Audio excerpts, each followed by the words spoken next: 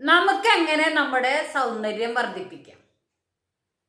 എല്ലാവരും ഒന്ന് സൗന്ദര്യം വർദ്ധിപ്പിക്കണമെന്ന് വിചാരിച്ചിട്ട് ഫേസ് പാക്ക് ഇടുന്നു, ലിപ്സ്റ്റിക് ഇടുന്നു, കണ്ണ് എഴുതണു, പൊട്ട് തൊടണു, എന്തൊക്കെ നമ്മൾ കാണിക്കുന്നുണ്ട്.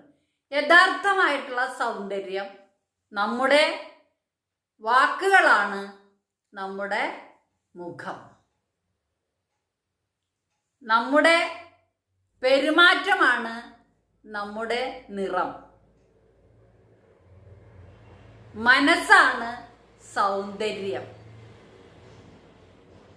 നമുക്കെല്ലാവരെയും സംതൃപ്തരാക്കാനായിട്ട് പറ്റില്ല. പക്ഷേ സന്തോഷത്തോടെ മറ്റുള്ളവരോട് പെരുമാറി ആത്മസംതൃപ്തി നേടാനായിട്ട് നമുക്ക് സാധിക്കും.